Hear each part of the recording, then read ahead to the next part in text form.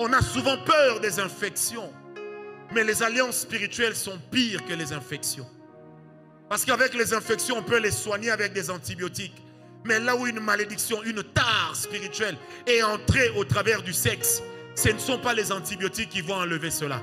C'est la repentance, la sanctification, peut-être même la délivrance. Une alliance avec Dieu survit toujours à celui qui l'a conclue. De même que quand il y en a qui vont chez le féticheur, il s'appelle Moulimbi. Le jour où il va chez le féticheur, il vient en tant qu'intuito personae en disant je suis Junior Moulimbi. Mais parce que dans la maison du féticheur, il y a un contact qui va s'établir avec son esprit. Ce contact-là automatiquement va aussi s'établir avec son âme. Ça veut dire avec son sang.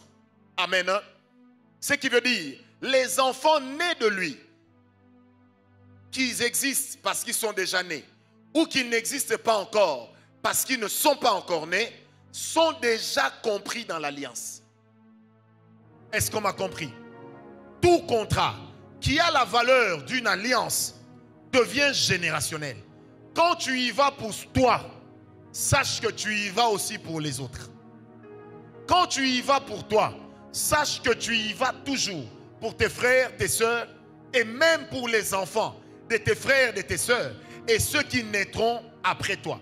Voilà pourquoi lorsqu'on va contracter une alliance avec le monde des ténèbres, généralement, le monde des ténèbres t'exigera quelque chose qui représentera les autres membres de la famille. Est-ce qu'on me comprend?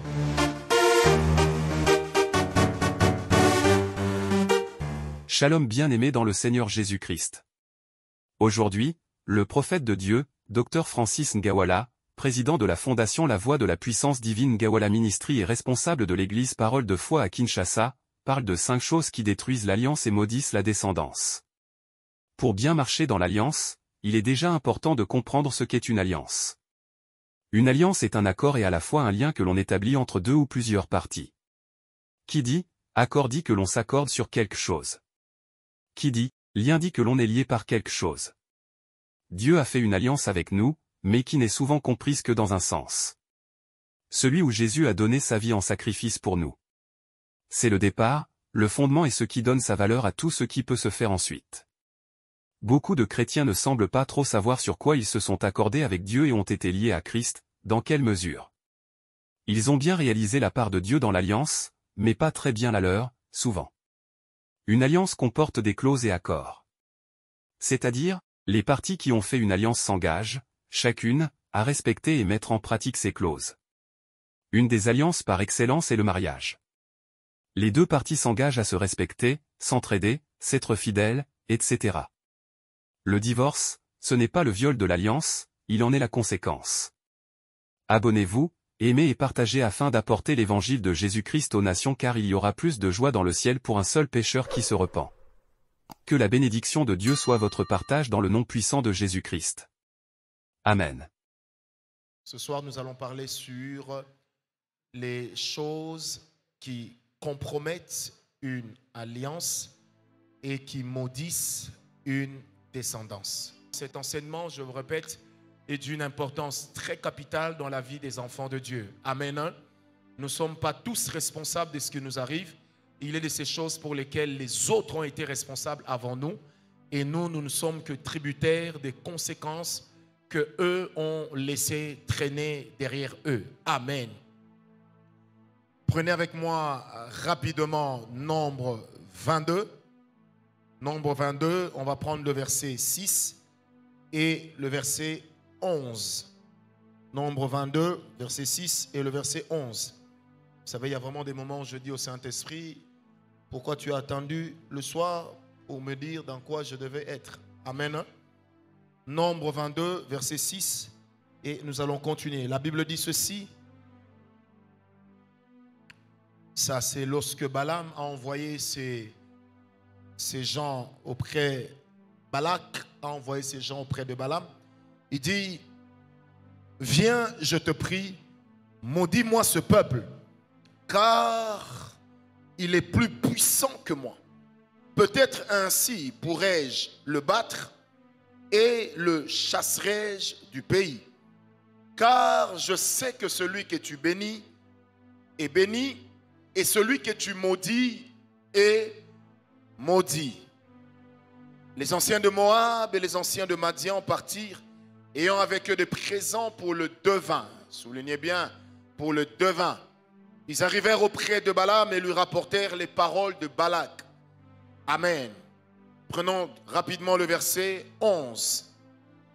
Soulignez déjà que Balaam n'était pas prophète. Balaam était un devin. Et cela a été même repris plus tard dans Nombre 26. Verset 11, la Bible dit: voici, un peuple est sorti d'Égypte et il couvre la surface de la terre. Viens donc, maudis-le. Ainsi pourrais-je le combattre. Ainsi pourrais-je le combattre. Amen. Et le chasserai-je. Amen. Nombre 23, verset 9. Nombre 23, verset 9, la Bible dit ceci: je le vois du sommet des rochers, je le contemple du haut des collines. C'est un peuple qui a sa demeure à part et qui ne fait point partie des nations. C'est un peuple qui a sa demeure à part. Il dit, c'est un peuple qui a sa demeure à part et qui n'habite pas au milieu des nations. Une autre version dit que dans le concert des nations, ce peuple n'a pas sa place. Amen. Ce peuple n'a pas sa place. Qu'est-ce qui faisait la particularité d'Israël? C'est que Israël est né d'une alliance qui existait entre un homme et Dieu. Et cette alliance a commencé à partir de Genèse 12. Et elle a continué jusqu'à aujourd'hui. Dans Genèse 12, l'Éternel dit à Abraham que toutes les familles de la terre seront bénies en ton nom. Tout le monde sera béni parce qu'ils se réclameront de toi. Alors le temps en train d'avancer, l'Éternel, lorsqu'il vient également délivrer plus tard Israël de la main de l'Égyptien, il dit à Moïse, tu diras à Israël que celui qui t'envoie les délivrer, c'est le Dieu d'Abraham, le Dieu d'Isaac et le Dieu de Jacob. Une manière de dire, le Dieu qui est en alliance avec vos pères. Amen. J'ai vu la souffrance de mon peuple et je suis venu le délivrer parce que je suis en alliance avec leur père. Et souvenez-vous de ce que j'ai dit hier, une alliance avec Dieu survit toujours à celui qui l'a conclu. De même que quand il y en a qui vont chez le féticheur, il s'appelle Moulimbi. Le jour où il va chez le féticheur, il vient en tant qu'intuit au personae en disant je suis Junior Moulimbi. Mais parce que dans la maison du féticheur, il y a un contact qui va s'établir avec son esprit. Ce contact-là automatiquement va aussi s'établir avec son âme. Ça veut dire avec son sang. Amen. Ce qui veut dire les enfants nés de lui, qu'ils existent parce qu'ils sont déjà nés, ou qu'ils n'existent pas encore parce qu'ils ne sont pas encore nés, sont déjà compris dans l'alliance. Ça veut dire que quand ils naîtront, ils trouveront déjà une alliance qui existe. En naissant, ils deviendront des contractants tacites d'une alliance que eux n'ont pas contractée, mais qui se trouve dans leur sang. Et c'est ça la base de ce qu'on appelle les liens de sang. Ça veut dire que c'est une alliance que les enfants n'ont pas contractée, vers laquelle les enfants n'ont pas été, mais que les enfants remarquent en grandissant. Mais ce n'est pas lorsqu'ils remarquent que cette alliance-là existe. L'alliance a existé avant qu'eux ne remarquent. Est-ce que vous comprenez? C'est en ce moment-là, bien-aimés, que pour nous qui sommes des biblistes, l'enfant ne devient pas viable lorsqu'il est né. Il ne devient pas un enfant lorsqu'il est né. Il devient un enfant lorsqu'il est conçu. Si Dieu pouvait dire à Jérémie, quand tu étais dans le ventre de ta mère, je t'avais déjà rencontré, sachez que le diable aussi, il est de ces personnes qu'il rencontre dans le ventre de leur mère. il y a des enfants qui naissent sorciers. Qu'est-ce qui fait qu'ils soient sorciers? Ce sont les alliances qui les ont précédés avant qu'ils ne soient. J'ai prié pour les enfants d'une famille. C'était à l'époque l'une des familles les plus riches du pays, de notre pays. On m'a amené des jolies filles qui parlaient français comme Vercingétorix et qui réfléchissaient comme Jeanne d'Arc. Mais dès qu'on a commencé à prier, ces 4 jolies fillettes étaient toutes des sorcières. Et la maman disait, mes enfants sont nés en France. J'ai dit oui, mais leur nombril a déjà été en contact avec le monde des ténèbres. Comment? J'ai commencé à parler à la dame. J'ai dit, ton père, c'est un très grand occultiste. C'est même à une alliance avec le diable qu'il doit son argent. Et vous tous, vous dépendez de lui, d'une manière ou d'une autre. J'ai dit, conséquence, les alliances de cet homme vivent en vous, vivent aussi dans vos enfants. Elle me dit, mais moi je prie et je chasse les démons depuis que je suis enfant. J'ai dit, oui, vous priez, vous chassez les démons, mais vous avez oublié que l'alliance n'est pas un démon. L'alliance attire les démons, mais l'alliance n'est pas un démon. Est-ce qu'on me comprend? Et quand on a prié pour les enfants, c'était juste extraordinaire. Comment la sorcellerie se manifestait? Comment la sorcellerie était devenue ou avait atteint un niveau d'expression élevé? Pourquoi? Parce que ces enfants ont eu le malheur de naître d'un grand-père qui avait une alliance. Ce qui se passe, c'est quoi? C'est que lorsque le grand-père va dans l'alliance, il ne va jamais seul. Dans le monde spirituel, tout contrat qui a la valeur d'une alliance devient générationnel. Est-ce qu'on m'a compris? Tout contrat qui a la valeur d'une alliance devient générationnel. Quand tu y vas pour toi, sache que tu y vas aussi pour les autres. Quand tu y vas pour toi, sache que tu y vas toujours pour tes frères, tes sœurs et même pour les enfants de tes frères, de tes sœurs et ceux qui naîtront après toi. Voilà pourquoi lorsqu'on va contracter une alliance avec le monde des ténèbres, généralement, le monde des ténèbres t'exigera quelque chose qui représentera les autres membres de la famille. Est-ce qu'on me comprend? Et vous allez remarquer que parmi les choses que les occultistes demandent, que les féticheurs demandent, que vous soyez en France, que vous soyez partout, ils ne vous demandent ni maison, ni appartement, ni voiture. Ils vous demandent des vêtements, ils vous demandent des animaux. Et ce n'est pas une spécialité africaine. Parce que sorcier, qu'il soit blanc, sorcier, qu'il soit jaune, sorcier, qu'il soit indien, qu'il soit chinois, un sorcier est un sorcier et il se rencontre dans le monde qu'on appelle le monde des ténèbres. Est-ce que vous m'avez compris? Ils vont vous demander des habits, ils vont vous demander... Pourquoi ils vous demandent des habits? À cause de la sueur qui garde le sang. Pourquoi ils vous demandent des animaux? À cause du sang qui est contenu dans l'animal, au travers duquel ils peuvent invoquer au travers d'un animal plusieurs personnes de la même famille. Est-ce que vous me comprenez? Alors ici dans cette histoire, Balaam ne peut pas maudire Israël. Pourquoi? Parce que les pères d'Israël avaient eux aussi une alliance avec Dieu. C'est pourquoi lorsque Jacob est en train de bénir ses fils, il se présente sous 2 identités. Il se présente sous l'identité de Jacob et il se présente sous l'identité d'Israël. Une manière de dire, moi en tant que Jacob, je vous bénis comme un père dans la chair. Mais moi en tant qu'Israël, je vous bénis comme un père spirituel. Est-ce que vous me comprenez? Je vous bénis en tant que Jacob, comme le père dans la chair. Mais en tant qu'Israël, je vous bénis comme le père spirituel. C'est pourquoi quand il parle à ses fils, il dit, écoutez les paroles de Jacob, votre père. Écoutez les paroles d'Israël. Amen. Écoutez les paroles. Il ne parlait pas aux oreilles, mais il parlait à ses enfants comme étant des esprits, comme étant des entités, parce que chacun de ses enfants en face de lui représentait les générations qui naîtraient de lui.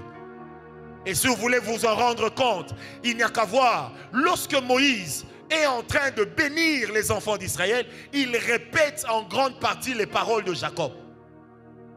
Et lorsque les enfants de Jacob sont nés, ils sont devenus des grandes tribus. Chaque tribu a commencé à vivre particulièrement ce qui avait été déclaré par Jacob. Parce que celui qui avait dit que c'est de Juda, c'est à Juda que reviendrait la royauté, c'était Jacob. Amen. Et sa parole est devenue une prophétie. Pourquoi? Parce qu'il y avait une alliance en Israël. Et cette alliance-là a couru avec Israël, même le jour où Israël est devenu une nation.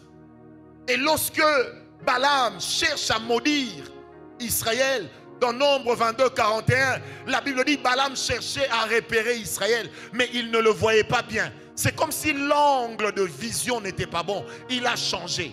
Mais quand bien même il a cherché à maudire Israël, à un moment il a dit à Balak, écoute, rendons-nous au fait que ce peuple, on ne peut pas le maudire. Parce que quand je le cherche parmi les nations, non, moi j'aime la parole de Dieu. Il dit quand je le cherche parmi les nations, ça veut dire qu'il est de ces gens qu'on trouve parmi les hommes. Et il est de ces hommes qu'on ne trouve pas parmi les hommes. Tu ne m'as pas compris. Je répète, il est de ces gens qu'on trouve parmi les hommes. Il est de ces gens qu'on ne trouve pas parmi les hommes. Il est de ces gens, même ceux qui font des voyages astraux ne vous trouveront pas. Parce que vous avez une demeure à part. Or, la demeure d'Israël n'était pas sur les montagnes. La demeure d'Israël n'était pas dans la vallée, mais la demeure d'Israël était dans l'alliance. On ne pouvait pas toucher Israël parce que sa demeure était en dehors des autres peuples. Mais qu'est-ce qui caractérisait les autres peuples? C'était leurs alliances.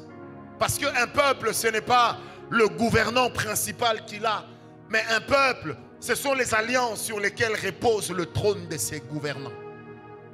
Est-ce que quelqu'un m'a compris? Mais Balaam dira, je pars, je n'ai pas su le maudire, mais si tu veux que la malédiction l'atteigne, tu dois briser cette, comment je dirais, cette muraille qui était comme une sorte de scaphandre. Tu dois briser cela. Alors, son Dieu lui-même se chargera de le maudire. Donc, il dit quand même que même si ce scaphandre est brisé, ta malédiction ne l'atteindra pas. Mais seul son Dieu peut le maudire. Pourquoi? Parce que toute alliance spirituelle met toujours en face soit deux personnes avec un esprit, soit des humains avec un esprit. Je m'explique. Si nous prenons l'alliance du mariage, il y a l'homme et la femme, ensuite il y a Dieu au milieu, que l'on décrit comme le troisième brin du mariage. Ce qui veut simplement dire qu'au-delà de je t'aime, il y a aussi le Dieu auquel on a dit je t'aime et qui acte la relation. Est-ce qu'on me comprend? Parce que derrière toute alliance, même derrière les alliances des partis politiques, il y a toujours le témoignage des esprits. Tout esprit, toute alliance, pardon, a toujours pour premier témoin les esprits. Parce que les paroles dans une alliance ont d'abord une force spirituelle avant d'avoir une force scripturaire. Est-ce qu'on me comprend? Ça a toujours une force spirituelle. Avant de ressortir la force de l'écriture, il y a d'abord le témoignage de l'esprit. C'est pourquoi l'apôtre Paul disait que nous sommes entourés d'une nuée de témoins. Or, dans le langage spirituel, quand on parle de la nuée représente le monde des esprits. Et il voulait simplement dire que même comme nous sommes là, il est de ces esprits qui nous observent. Qui m'a donné un amen? C'est pourquoi, bien-aimé, je voudrais te dire, tu ne peux jamais être seul dans la vie. Là où tu ne vois personne, il y a un esprit. Là où tu ne vois personne, il y a un ange. Là où tu ne vois personne, il peut aussi y avoir un démon. Parce que le monde spirituel a horreur du vide. Horreur. Horreur du vide. Dans le monde spirituel, le vide n'existe pas. Dans le monde spirituel, tout vide qu'on ne comble pas sera comblé par ce qui est indésirable. C'est pourquoi le Seigneur Jésus disait que même lorsqu'on a chassé un esprit impur et qu'il s'en va, il reviendra en disant, je vais revenir dans ma maison. Quand il reviendra, il verra que la maison est vide. Il ira chercher 7 fois plus grand que lui et le cas de la personne deviendra pire. Pourquoi est-ce qu'il revient? Parce que dans le monde spirituel, les démons taxent toujours le terrain. Est-ce qu'on m'a compris? C'est pourquoi, bien-aimé, je prie ce soir au nom de Jésus que tout espace qui est occupé par un esprit s'éloigne de ta vie au nom de Jésus. Que tout esprit qui est occupé par un esprit s'éloigne au nom de Jésus. Un jour, le Seigneur a posé la question à Satan, d'où viens-tu? Satan lui répond, il dit, Maître, je viens de sillonner la terre. Dans la version Louis II 1910, on dit, je viens de circuler ça et là.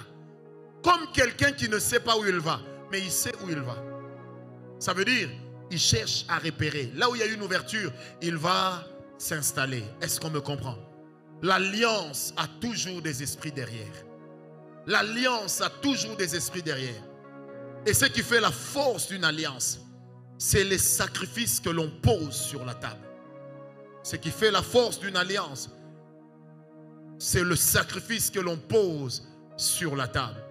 Et quand le diable veut détruire une génération, il commence par ébranler ceux qui font les choses qui font la force de cette génération. Il commence par ébranler les clauses de l'alliance dans cette génération. Parce que dans toute génération, il est de ces choses que Dieu prévoit de faire. Et il est de ces choses que Dieu prévoit de ne pas faire. Parce que Dieu reste le maître des temps et des circonstances. Lorsque l'Éternel dit que l'Église entre dans des temps prophétiques, qu'est-ce qui va se passer? Il y a une alliance prophétique entre Dieu et son Église en ce moment-là. Et c'est au même moment que le diable va élever aussi des faux prophètes. C'est pourquoi dans un pays comme le nôtre, il y a de moins en moins de féticheurs et de plus en plus de prophètes. Mais quand vous regardez leur manière de travailler, leur manière de vivre, vous ne lisez Dieu nulle part. Pourquoi? Parce qu'à chaque fois qu'il y a une alliance, le diable doit tout faire pour susciter des personnes qui vont contourner les autres de l'alliance. Et c'est comme ça que M. Balaam avait dit à Balak, tu dois pousser ce peuple au péché. Et si ce peuple pêche, son Dieu le maudira. Mais il n'a pas dit n'importe quel péché. Il a pesé la taille du péché qu'il était en train de demander à Balak de pousser Israël vers. Il a calculé cela. Parce qu'il savait que là où il y a une alliance avec Dieu, certains péchés détruisent l'alliance et détruisent tous ceux qui naîtront dans l'alliance. Est-ce que je peux te dire une chose? Ça va peut-être te choquer. Dieu ne brise pas son alliance par une promesse. Dieu brise son alliance par une condamnation. Par une condamnation. Amen. Première chose, c'est que Balaam a dit à Balak, pousse les enfants d'Israël à coucher avec les filles étrangères. Pousse Israël à coucher avec les filles étrangères. Lorsque Israël aura couché avec les filles étrangères, la chose qui va arriver, son Dieu sera fâché. Pourquoi est-ce que Balaam le dit? Parce que Balaam est un homme spirituel. Il connaît la valeur du sexe. Et il sait que le sexe n'est pas un instrument de plaisir. Mais il sait que le sexe est un instrument d'alliance. Parce qu'au travers du sexe, on entre en contact avec la vie de la personne. On entre en contact avec le sang de la personne. Et il voulait dire justement à Balaam que si Israël, les fils d'Israël connaissent sexuellement les filles de chez toi, ils seront liés par une chose à laquelle Dieu se sentira étranger. Et que va faire le Seigneur? Il va se retirer. Et quand il va se retirer, même si Dieu ne parle pas, le retrait de Dieu n'est pas le retrait de la France au Mali. Le retrait de Dieu, c'est le retrait de toute forme de protection. Est-ce qu'on me comprend? C'est pourquoi, bien aimé, certaines femmes que vous voyez, j'avais eu à le dire un peu succinctement au premier culte le dimanche, certaines femmes que vous voyez n'ont pas de valeur que la beauté physique, mais elles ont aussi de valeur le fait que leur sexe puisse être un lieu de rencontre entre des esprits. C'est pourquoi même toutes les femmes n'ont pas la même valeur. Spirituellement, la valeur d'une femme, ce n'est pas la beauté physique. La valeur d'une femme, Ce ne sont pas les maquillages et la peinture qu'elle peut mettre sur le visage. La valeur d'une femme, c'est la capacité de son être physique à mettre en contact deux mondes. Parce qu'au travers d'une femme, on peut entrer en contact avec le monde spirituel. Combien d'hommes deviennent sorciers à partir de l'impudicité? Combien de femmes aussi deviennent sorcières à partir de l'impudicité? Parce que l'impudicité, bien aimé, est une chose qui viole la loi de Dieu. En violant la loi de Dieu, vous entrez par une porte par laquelle le Seigneur ne vous a pas donné la permission. Qui m'a donné un amen très bien? C'est pourquoi la Bible dit dans Proverbe 5, à partir du verset 5 jusqu'au verset 8, la Bible dit: quand tu prendras la femme étrangère, je paraphrase, tu peux tomber entre les mains d'un homme puissant, d'un homme cruel. Ça veut dire que l'impudicité vous livre et livre votre partenaire habituel à une alliance à laquelle il est étranger. C'est pourquoi quand votre femme, quand votre mari commet l'impudicité, ne vous donnez pas simplement parce que c'est votre mari. Vous devez être sûr d'avoir détruit la chose qui est entrée. On a souvent peur des infections, mais les alliances spirituelles sont pires que les infections. Parce qu'avec les infections, on peut les soigner avec des antibiotiques. Mais là où une malédiction, une tare spirituelle est entrée au travers du sexe, ce ne sont pas les antibiotiques qui vont enlever cela. C'est la repentance, la sanctification, peut-être même la délivrance. Alors donne-moi un amen. C'est pourquoi, bien aimé, il arrive qu'il est de ces hommes. Tu peux lui dire c'est fini entre nous deux. Il va te courir derrière comme un chien. Pourquoi? Parce qu'il sait, madame, que ton sexe peut lui permettre d'entrer en contact avec le monde spirituel. Et vous allez entendre des hommes vous dire: tu es mon porte-bonheur, tu es la chance de ma vie, tu es ceci. Et toi te dis: il m'aime, hein? Il t'aime pas, il sait ce qu'il peut obtenir. Il peut te donner beaucoup d'argent juste pour que tu ne le quittes pas. Il peut te mettre à l'aise juste pour que tu ne le quittes pas. Toi, tu crois gagner de l'argent, tu crois gagner des maisons, tu crois gagner des voitures, mais tu es en train de lui offrir des générations. N'oubliez pas, l'homme ne pouvait pas donner la vie sans la femme.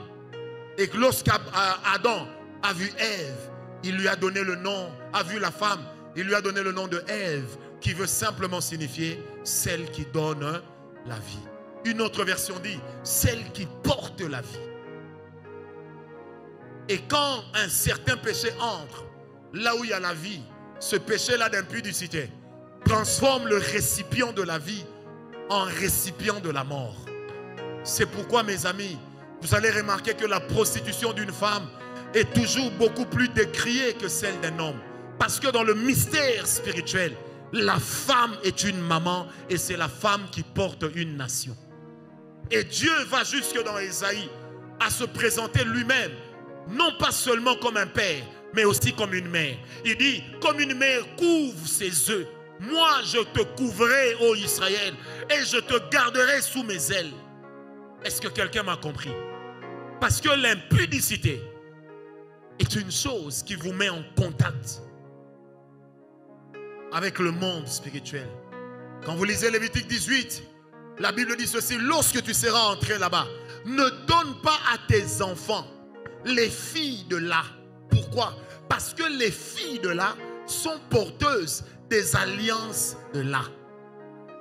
Et Abraham dira à Dieu: je suis vieux et je suis en train de partir vers ma retraite, vers la mort. Seigneur, merci pour Eliezer de Damas, car il sera mon héritier. L'Éternel lui dit: non, je te susciterai un héritier selon ton sang. Avant de mourir, Abraham dira à Eliezer de Damas: jure-moi en posant ta main sur ma cuisse que tu ne prendras pas pour mon fils une femme étrangère, mais que tu iras chercher la femme de mon fils parmi les gens de mon peuple. Jure-le-moi. Et vous allez voir comment Dieu a accompagné Eliezer de Damas. Amen.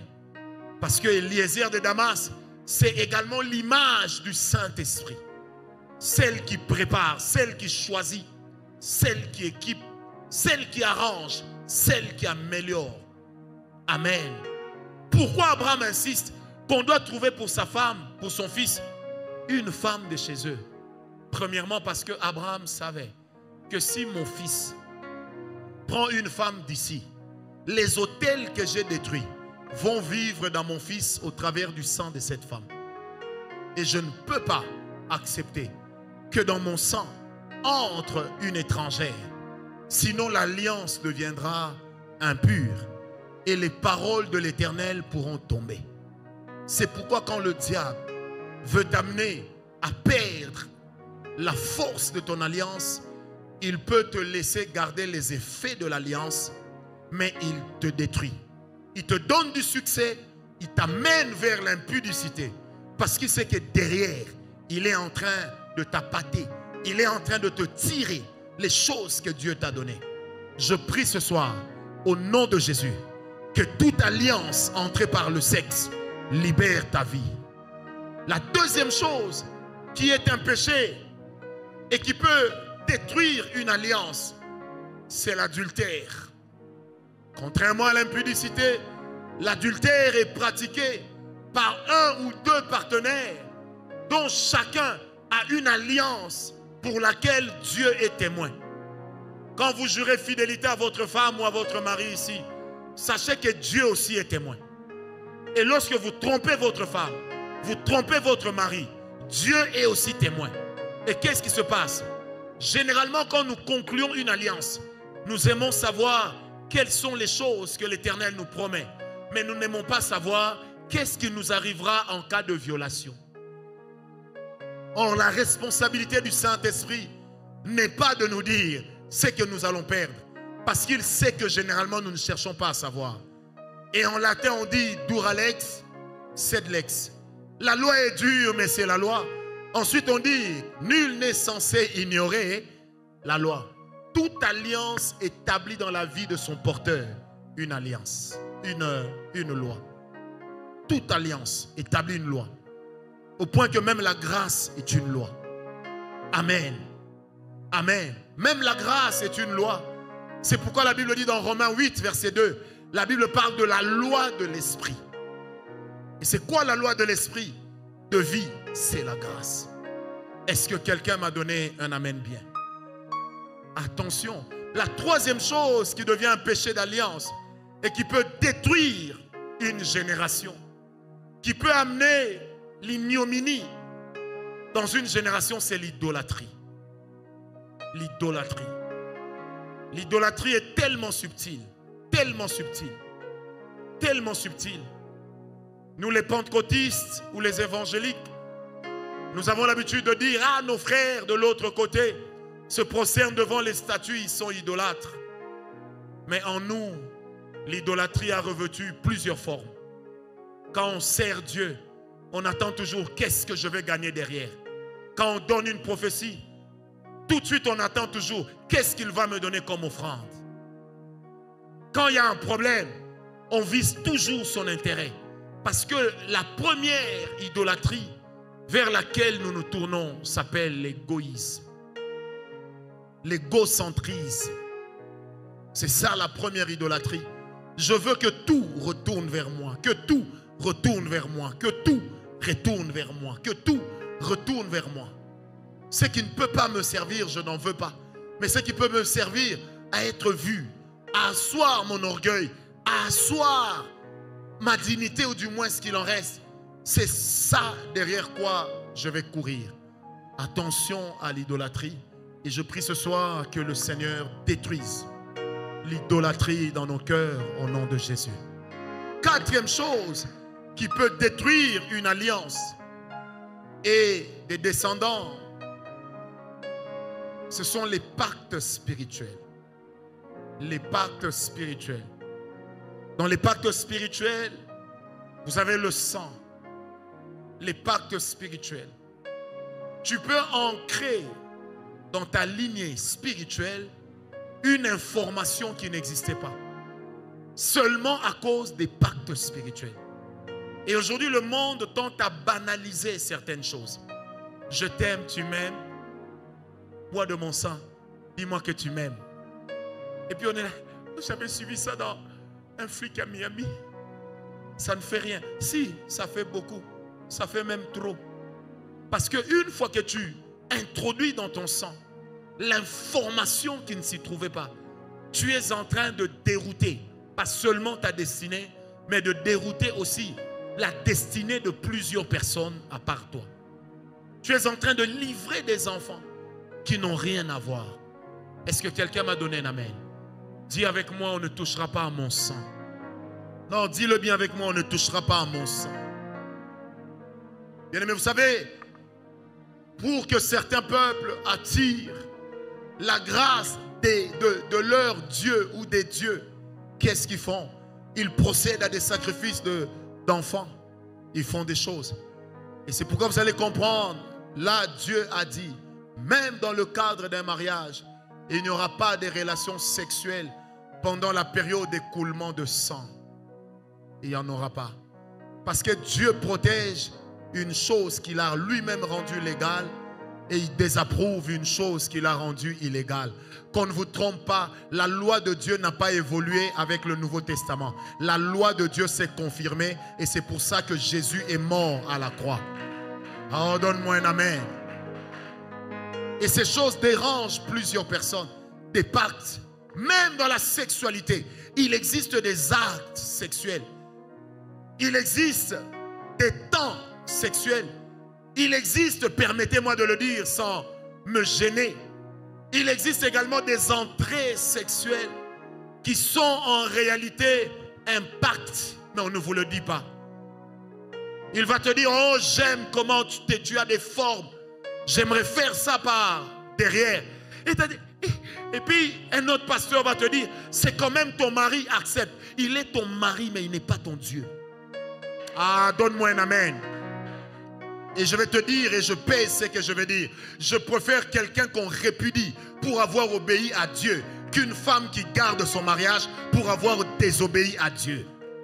Et peu importe la qualité de celui qui vous dit ce n'est pas un péché, qu'il commence d'abord par arracher les pages de sa Bible, qu'il commence par arracher Romains 1 à partir du verset 26, qu'il commence par arracher toutes ces choses. S'il ne le peut, alors il n'a pas le droit de le dire. Donne-moi un amen. Et donne-moi un amen. Pensez-vous que parce qu'on est marié avec une personne, cela empêche qu'on sacrifie la personne? Non, on la sacrifie bien, même mieux. Mais qu'est-ce qu'on fait? Parce que certaines positions sexuelles sont en réalité des cultes qu'on est en train de rendre à des divinités. Sont des invitations que l'on rend à des divinités. Frère, le Dieu de la Bible n'est pas bête. Ah non, toutes nos passions ne sont pas forcément pures. Et ce n'est pas le mariage qui donne à de mauvaises passions une pureté qu'elles n'ont pas. Bien-aimé, Dieu n'a pas changé. Et les temps ne changent pas Dieu. C'est pourquoi l'apôtre dit ceci, qu'il est le maître des temps et des circonstances. Car en lui, il n'y a ni changement, ni ombre de variation. Il n'y en a pas. Donne-moi un amen. Ces choses, si on ne vous le dit pas, bien-aimé, vous allez détruire votre vie. C'est pourquoi il y a des gens ici qui ont l'habitude de dire, j'ai élevé des autels, comment Dieu ne fait pas? Tu continues à sortir avec le mari d'autrui et tu crois que Dieu, on l'achète avec de l'argent, foutaise. Donne-moi l'amen. Mais moi j'ai prié, le prophète m'avait dit. Le prophète n'est pas Dieu, il n'est qu'un instrument. Il peut arriver au prophète de regarder son intérêt. C'est ça le cœur de l'homme. Mais la prophétie ne vérifie pas la Bible. C'est la Bible qui vérifie la prophétie. Le jour où on vous donne une prophétie que la Bible n'accepte pas, même si ça vient de moi, rejetez-la. Bien-aimé, Dieu ne taille pas le péché à la dimension de la foi. Non, Dieu voit le péché à la dimension de la chrétienté, à la dimension de notre appartenance à Christ. Pas autre chose. La parole de Dieu, on ne peut pas la détourner, on ne peut pas la contourner. C'est que la Bible a dit non, restera non jusqu'à la fin des temps. Donne-moi un amen. Et c'est par des choses aussi stupides que le diable est en train de conduire de plus en plus de personnes en enfer, de plus en plus de personnes en enfer, parce que nous voulons tellement nous satisfaire que nous oublions ce que la Bible a dit. Madame, ne donne pas à ton mari ton postérieur. C'est fait pour faire caca et non pour entrer. Donne-moi amen. Vaut mieux un homme qui te dit je te quitte parce que tu ne veux pas me donner ça, plutôt que de rester dans un mariage dans lequel toi-même tu te poses la question, est-ce que ce que nous faisons m'amènera au ciel? Frère, peut-être que ton mariage ne va durer que 20 ans, 15 ans, 30 ans, mais là au ciel, nous y serons pour l'éternité. On ne peut pas comparer l'éternité à un laps de temps. On ne le peut. C'est pourquoi la Bible dit, notre Dieu est éternel. Ça veut dire, il existe par lui-même. Avant que le temps ne soit, il est. Et lui nous amènera dans son éternité, afin que nous aussi, nous soyons comme il est. Habitons avec lui, l'adorant et l'exaltant. Si tu es d'accord, donne-moi un amen bien. Frère, aucune alliance n'a le droit de violer les prescrits de la parole de Dieu. Je le dis avec sérieux. Aucune chose ne peut violer les prescrits de la parole de Dieu. Parce que Dieu est dans sa parole. Dieu n'est pas ailleurs. Il est dans sa parole. Ah, donne-moi un amen.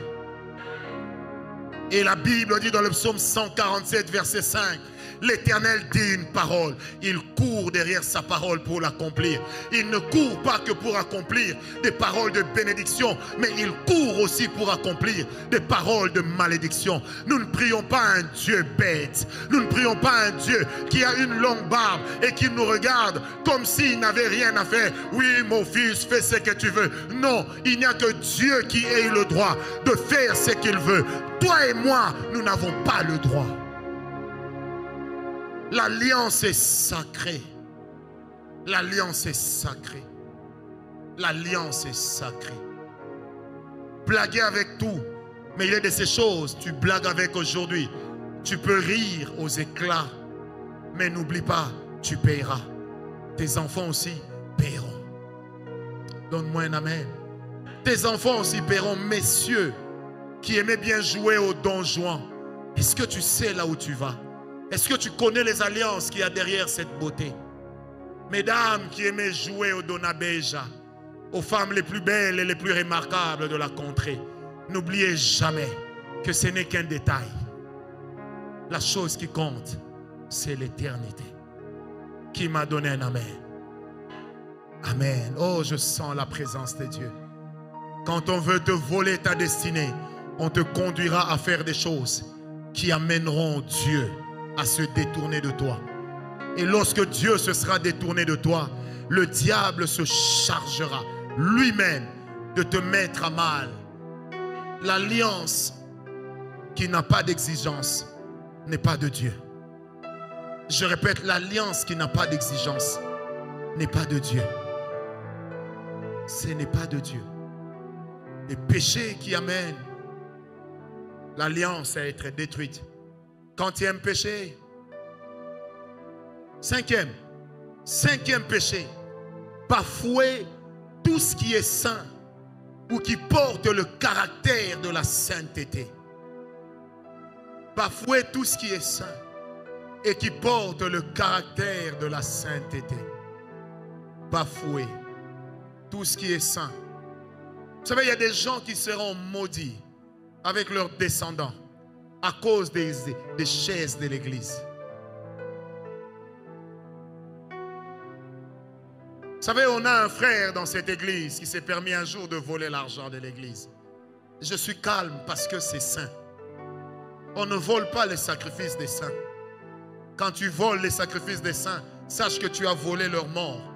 Et ta mort interviendra plus tôt que pour prévu. Et si tu vis longtemps, Dieu va allonger tes jours et tes années sur terre afin que tu payes jusqu'à ta dernière sueur. Ce n'est pas moi qui le dis, c'est dans les principes de Dieu. Donne-moi un amen. Frère, on ne vole pas des choses. Même dans cette église, il y a des gens qui s'amusent à voler.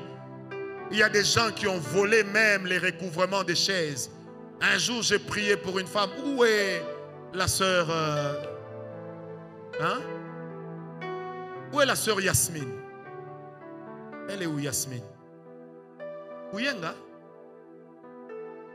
Hein? Kiyunga. Où est Yasmine ou sa sœur? Vous voyez cette sœur? Sheila et elle, leur maman avait le cancer. C'était en plein confinement. Elle est venue me voir, on a prié, Dieu l'a guérie. Elle a fait une sémence, elle a apporté 100 ou 150 revêtements des chaises. Une année après, il n'en restait que 20. Quelqu'un a volé, mais tu as volé le cancer. Ne riez pas. Ne riez pas, tu as volé le cancer. Ça veut dire même si on t'impose les mains et les pieds, tu auras le cancer. Parce que c'est un sacrifice. Frère, c'est un sacrifice. Quand tu voles l'argent de l'église, mais tu voles les larmes des gens. Frère, moi j'ai vendu une Land Cruiser.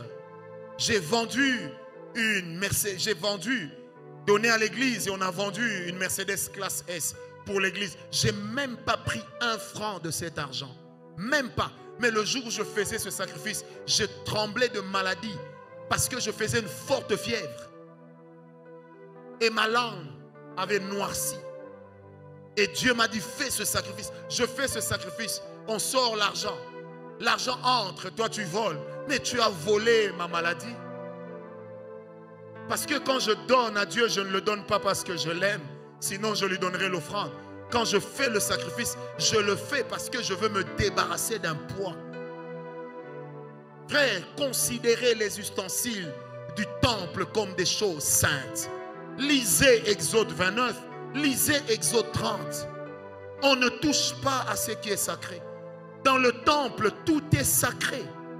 Vous voulez voler une caméra, vous volez l'habit de quelqu'un, vous volez un téléphone pendant que la personne est en train de prier. Qu'on t'attrape ou qu'on ne t'attrape pas, et les anges et les démons sont témoins, et tous t'ont déjà attrapé. Après tu vas t'étonner, tu finis la vie dans la pauvreté. Tes enfants deviennent des estropiés. On leur donne, on leur administre des piqûres contre la polio, mais ils attrapent la polio. Quand il y a Ebola, Ebola te visite. Quand il y a Corona, Corona te visite. Pourquoi? Parce que des fois le diable te pousse à bafouer ce qui est saint, seulement afin que ta descendance puisse payer un lourd tribut. Est-ce que quelqu'un me comprend? Tu voles. Tu voles. Tu voles. Attention. Tout ce que tu prends qui revêt un caractère de sainteté, bien-aimé, c'est une malédiction que tu empruntes. Parce que tu ne toucheras pas à ce qui est saint. Tu ne le feras pas. Allez demander au fils de Belshazzar. Il vous dira qu'il n'est pas monté sur le trône à cause du péché de son père. Il a bu, il s'est enivré et il a dit, amenez-moi les ustensiles, amenez-moi les verres de la maison de Dieu. Nous allons boire dedans, nous allons faire la fiesta. Ils ont fait la fiesta et la main a écrit, menez, menez, tekel, parsin, comptez, comptez, pesez, divisez. J'ai compté tes œuvres. J'ai vu combien elles étaient légères sur la balance. J'ai pesé le poids de ce que tu as fait. Là encore, c'est léger. Et j'ai décidé de diviser. Et le prophète dira, cette nuit même, ton royaume sera attaqué. Et lorsque le royaume sera attaqué, tu mourras. Est-ce que quelqu'un me comprend? À peine le prophète l'a dit, bien-aimé, il y a eu une attaque foudroyante. Je parle en ma qualité de prophète de l'Éternel. On ne joue pas avec ce qui est saint. On ne joue pas. Vous êtes dans le service de Dieu. N'allez jamais voler ce qui est. Ne prenez pas les dîmes et les offrandes pour aller dans les boîtes de nuit. Vous allez payer vous et vos enfants. Bien-aimé, Dieu ne se contredit pas. Mais quand Dieu se lève contre toi, il ôte sa protection. Il laisse le diable agir. Il y a des gens qui verront les célibats de leurs enfants jusqu'à un âge très avancé. Mais ça sera à cause de vous. On ne touche pas à ce qui est saint.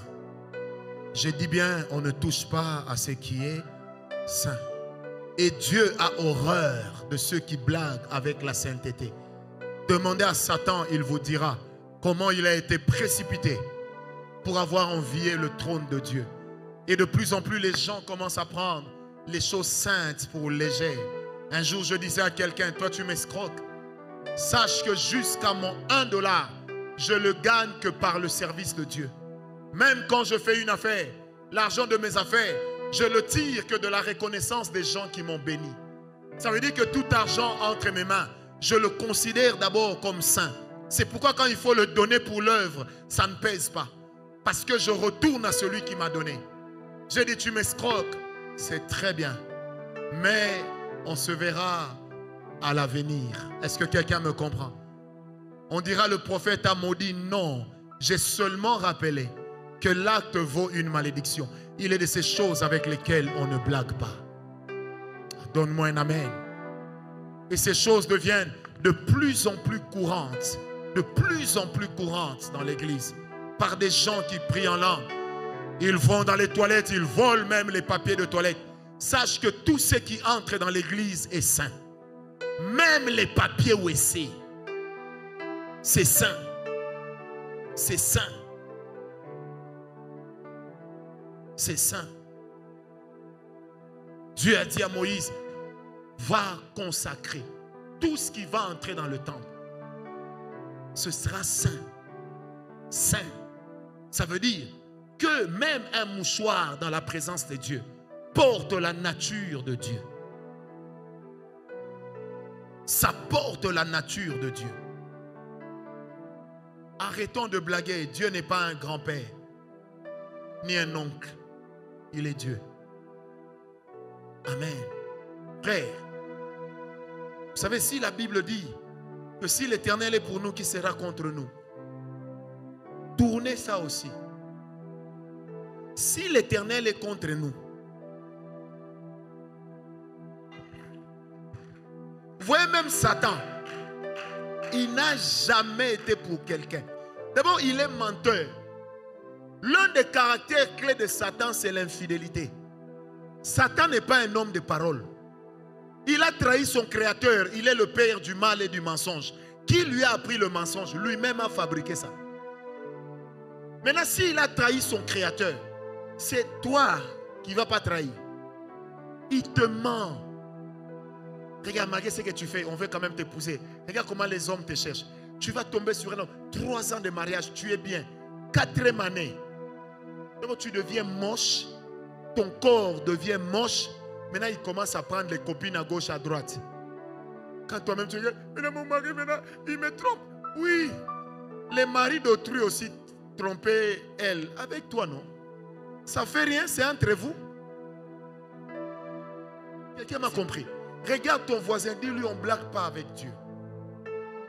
Parce que ça, c'est des choses qui te maudissent et qui maudiront tes descendants.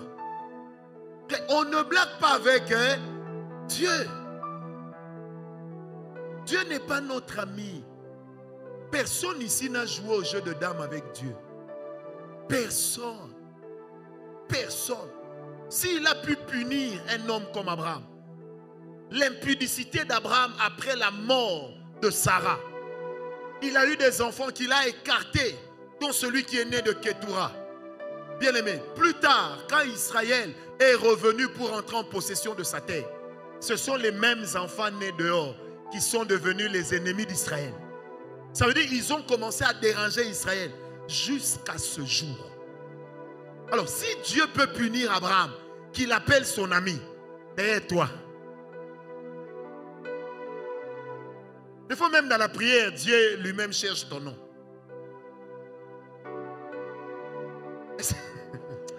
Est-ce que quelqu'un me comprend? Frère, ne blaguons pas avec ces choses. Un homme comme Paul, il se permet de dire que je traite durement mon corps. Je traite encore durement afin de ne pas rater le royaume des cieux. Maintenant, toi, tu te comportes comme si tu es l'enfant, le dernier enfant de la famille de Dieu.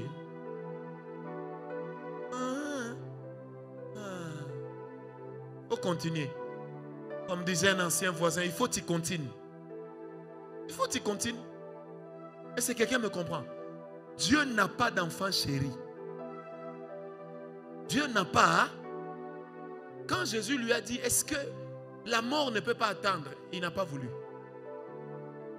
Maintenant, là où Dieu refuse même de faire attendre la mort pour son unique. Maintenant, toi, d'abord toi-même, déjà, tu es païen, mais tu parles en langue. Frère, qu'on ne nous trompe pas. Et je parle en tant que prophète. Nous risquerons d'être surpris. Nous risquerons d'être surpris. Le jour où nous comprendrons ce que la Bible voulait dire, en affirmant que étroit est le chemin qui mène au ciel, large est le chemin qui mène en enfer. Nous serons surpris, surpris, surpris. Moi, je prie Dieu pour ma part. Parce que moi ici, je suis comme Josué. J'ai prié Dieu que moi, ma femme et mes enfants ne seront pas surpris. Comme toi, tu es déjà, tu as ta carte d'électeur. Tu es auto-responsable. Faisons très attention, frères, sœurs. Reste célibataire. Meurs même célibataire, pourvu que tu ne trahisses pas Dieu. N'accepte pas n'importe quoi au nom du mariage. N'accepte pas n'importe qui au nom de l'âge avance. Les hommes vont se moquer. Dieu va t'applaudir. Oh, mais je te dis.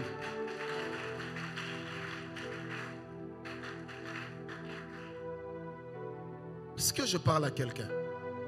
On ne se moque pas de Dieu. On ne se moque pas de Dieu. C'est qu'un homme aura, il le. Et l'Esprit de Dieu est en train de me dire, ce soir, il y a des gens qui vont être protégés des malédictions qu'ils ont héritées de leurs parents. Il y a des gens qui vont être délivrés des malédictions qu'ils ont héritées de leurs parents, de leurs arrière-grands-parents, de leurs grands frères, de leurs aînés. Je déclare qu'il en soit ainsi au nom de Jésus. Et la deuxième des choses que l'Esprit me demande de faire, et je le dis avec l'autorité apostolique, ce soir, dans notre église, je parle en tant que corps, dans l'église de ce pays. L'Éternel va protéger une génération des horreurs de certains pères. Qu'il en soit ainsi. Est-ce qu'on peut se lever? Je voudrais que chacun de nous parle à Dieu. Je ne vais pas te guider pendant ce moment, mais parle à Dieu. Comme cela monte dans ton cœur, comme cela te paraît normal de faire, parle à Dieu. Élève ta voix. Parle au Seigneur. Parle au Seigneur. Shalom bien-aimés dans le Seigneur Jésus-Christ. J'espère que vous avez aimé cette vidéo. Abonnez-vous et partagez pour porter l'évangile de Jésus-Christ aux nations, car il y aura plus de joie dans le ciel pour un seul pécheur qui se repent. Merci de faire partie de notre famille Wonderful Jésus-Christ.